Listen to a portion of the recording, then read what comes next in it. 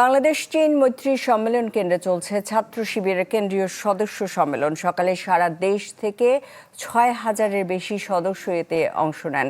সদস্যদের গোপন ভোটে আজই নির্বাচিত হবেন পরবর্তী বছরের শীর্ষ নেতৃত্ব। সভাপতি সহ বর্তমান কমিটির বেশ কয়েকজনের ছাত্রত্ব শেষ হওয়ায় তারা বিদায় নেবেন বর্তমান কমিটি থেকে।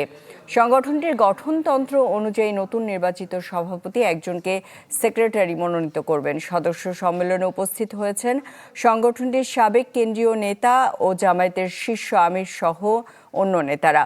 সম্মেলন থেকে ওসমান হাদির অসমাপ্ত বিপ্লব এগিয়ে নেয়ার আহ্বান জানান তার ভাই। এ বিষয়ে আরও জানাতে সেখান থেকে সরাসরি যুক্ত হচ্ছেন রমিজ হোসাইন।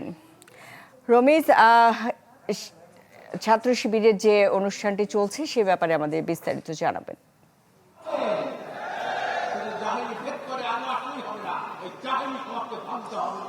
এই সম্মেলনটি এখন পর্যন্ত চলছে। আজকে কিন্তু এই যে সম্মেলন শেষে বাংলাদেশ ইসলামী ছাত্র শিবিরের পরবর্তী অর্থাৎ ২০২৬ সালের সভাপতি কে হবেন সেটি নির্বাচিত করবেন। এখানে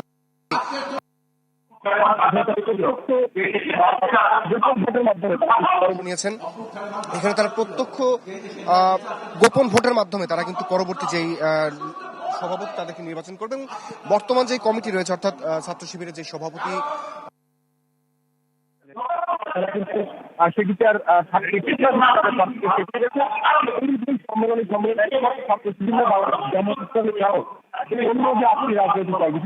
সম্মেলন মাত্র ছাত্র শিবির না, বাংলাদেশ জামাত ইসলামী ছাড়াও অন্য যে ৮টি রাজনৈতিক দল, বিশেষ করে খেলাফত মজলিস এবং বাংলাদেশ এর মধ্যে এখন ইসলামী আন্দোলন বাংলাদেশ এবং জাকপা অন্য যে সমস্ত রাজনৈতিক দলগুলো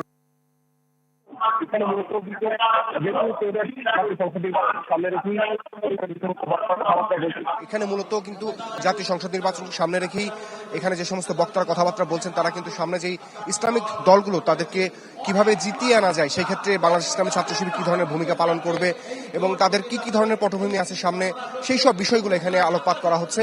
এবং যেহেতু সামনের ত্রয়োদশ জাতীয় নির্বাচন, সেই ক্ষেত্রে অবশ্যই শিবিরকে একটি গুরুত্বপূর্ণ ভূমিকা রাখতে হবে। সেই ক্ষেত্রে সামনে নেতৃত্ব আসছে তারা কি ধরনের ভূমিকা রাখবে সেই ধরনের প্রতিশ্রুতির কথা এখানে বলা হচ্ছে। এখানে